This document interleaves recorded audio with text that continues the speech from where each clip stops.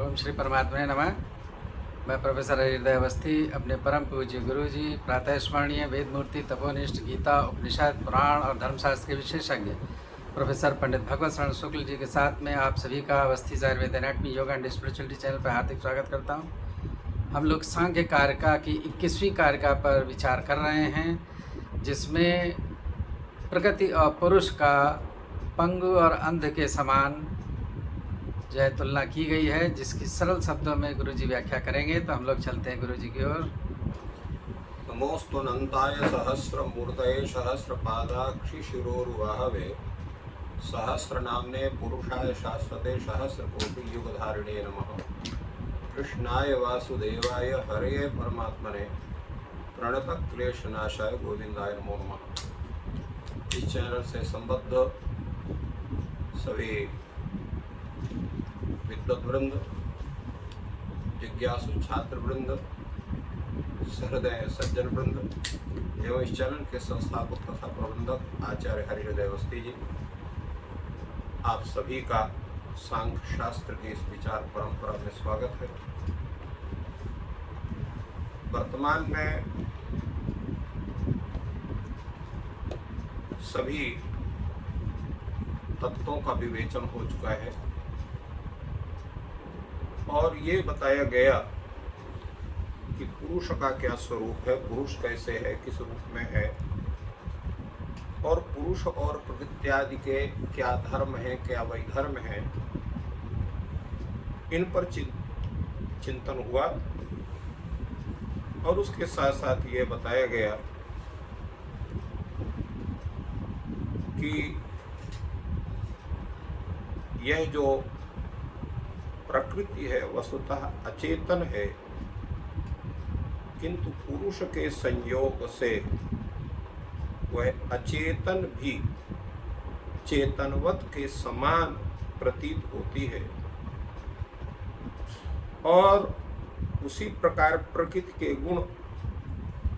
गुणों में वस्तुतः कर्तृत्व होता है, परंतु यह जो पुरुष है यह कर्ता के समान प्रतीत होता है। तात्पर्य है कि पुरुष का और प्रकृति के साथ जब संयोग होता है तो पुरुष अचेतन होते हुए चेतनवत प्रतीत होती है और पुरुष की अपेक्षा प्रकृति में कर्तृत्व है, किंतु पुरुष का प्रकृति के साथ संयोग होने पर पुरुष में भी कर्तृत्व की प्रतीति होती है, अर्थात कर्ता के समान वह प्रतीत होता है। जबकि वो जो पुरुष है वो क्या है, वो उदासीन है, न कर्ता है न कर्म है इत्यादि का इसमें विचार हुआ। इसलिए यहाँ पर कहा गया तत्संयोगात्, और यहाँ पर जो है एक जो विचारणीय विषय है, जो संयोग कथन कहा गया है, तो बिना अपेक्षा के दो भिन्न व्यक्तियों का संयोग नहीं होता है। जब कोई अपेक्षा होती है तभी भिन्न व्यक्तियों का संयोग होता है, और वह संयोग भी कब होता है, जब दोनों में उपकार या उपकारक भाव हो। उपकार या उपकारक भाव के बिना जो है वो संयोग भी नहीं होता है। और इसलिए अपेक्षा हेतु क्या है, उस अपेक्षा हेतु का जो उपकारक है, उपकार है, उसके लिए अगली कारिका बताई जा रही है। पुरुषस्य दर्शनार्थम कैवल्यार्थम तथा प्रधानस्य पंगवन्धवदुभयोरपि संयोगस्तत्कृतः सर्गः। प्रधानस्य यहाँ पर जो है कर्म में षष्ठी है, प्रधानस्यति कर्मणि षष्ठी प्रधानस्य सर्वकारणस्य यद्दर्शनम पुरुषेण तदर्थम। ये व्याख्या कर रहे हैं आचार्य वाचस्पति। प्रधान का अर्थ होता है संपूर्ण सृष्टि का जो कारण रूप है अर्थात प्रकृति, तो उसका जो दर्शन है पुरुष के साथ, तदर्थ यह जो है वो दर्शन।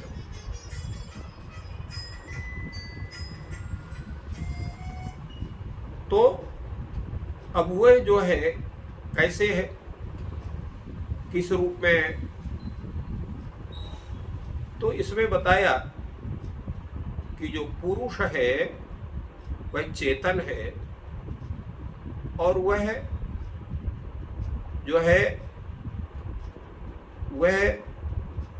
जो है उसका प्रकृति का के साथ संबद्ध होता है। और प्रकृति जो है वह क्या है कि उसमें भोग्यता दिखाई गई। प्रधानस्य भोग्यता दर्शिता अनेन पुरुषेण, पुरुष के द्वारा प्रधान की भोग्यता दिखाई गई, अर्थात पुरुष का भोग्य होती है प्रकृति। ततश्च भोग्यम प्रधानम, तो यहाँ पर प्रधान क्या है, भोग्य है। प्रधान कौन है, प्रकृति, वो भोग्य है इसलिए भोग्य है। तो भोग्य कब होगा, भोग व्यक्ति तभी होता है जब कोई भोक्ता हो। भोक्ता के बिना भोग्यत्व संपन्न नहीं हो सकता, ये निश्चित। भोग्यम प्रधानम भोक्तारम अंतरेण न संभवति, तो इसलिए पुरुष की अपेक्षा होती है भोक्ता के रूप में, क्योंकि जब तक कोई भोक्ता नहीं है तब तक कोई भोग्य नहीं हो सकता है। तो उस भोक्ता के रूप में पुरुष की अपेक्षा होती है। पुरुषस्य अपेक्षां दर्शयति पुरुषस्य कैवल्यार्थम प्रवृत्तेश्च, और पुरुष की जो प्रवृत्ति किस लिए होती है, कैवल्य के लिए, मोक्ष के लिए होती है।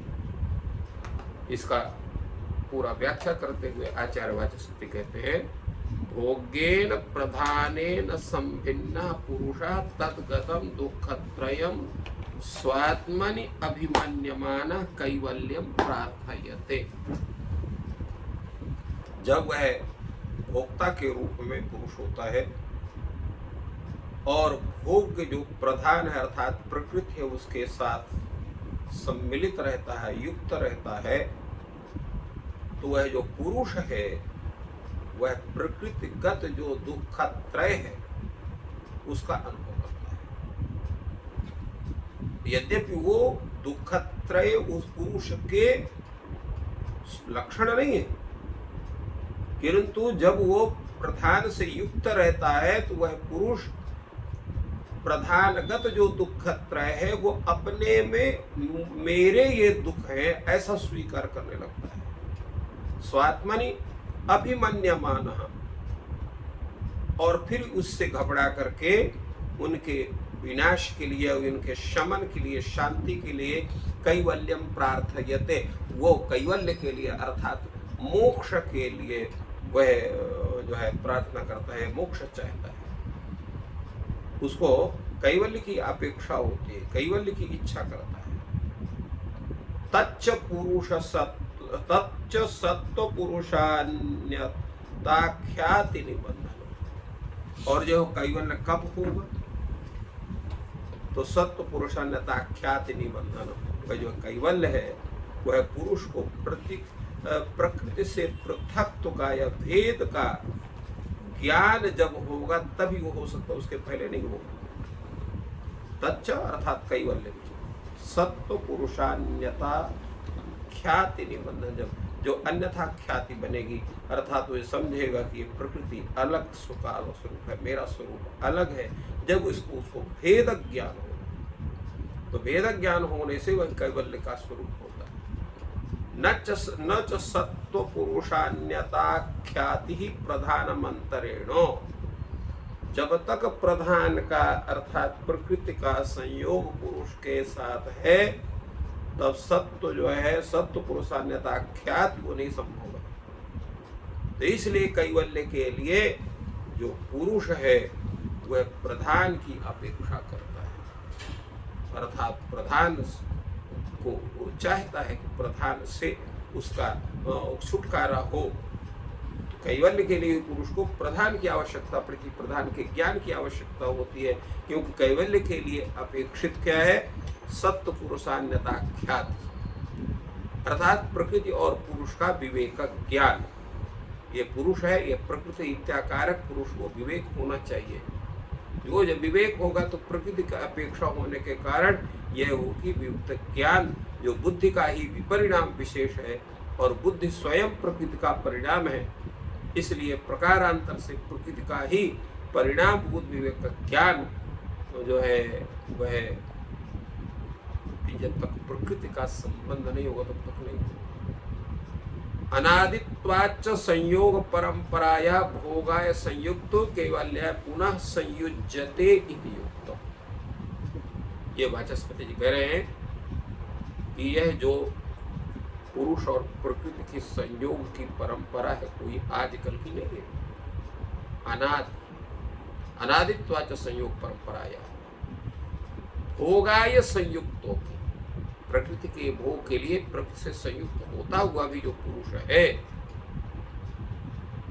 वह पुरुष कैवल्याय पुनः संयुज्यते, कैवल्य की प्राप्ति के लिए पुनः जो है उस प्रकृति से संयुक्त होता है। और संयुक्त होकर के क्या करता है, ये भी एक वह जानकारी आवश्यक है। तो वह जो कहते हैं कि ननु भवतु अनयो संयोग महदादि सर्गस्तु कुतः इत्यतः तत्कृतः सर्ग। भाई ठीक है, इनका दोनों का संयोग हो, फिर महदादि जो यह संपूर्ण सृष्टि की प्रक्रिया ये कैसे होती है? तो संयोग तत्कृत, तत्कृत सर्ग। इनका जो संयोग किस रूप में? पंगबंधवत संयोग, क्योंकि प्रकृति में चेतनत्व नहीं है और पुरुष में कर्तृत्व नहीं। जैसे एक अंधा है और एक लंगड़ा है, तो लंगड़े की आंख तो है परंतु चलने के लिए पैर नहीं, अंधे के पैर तो है किंतु देखने के लिए आंख नहीं है।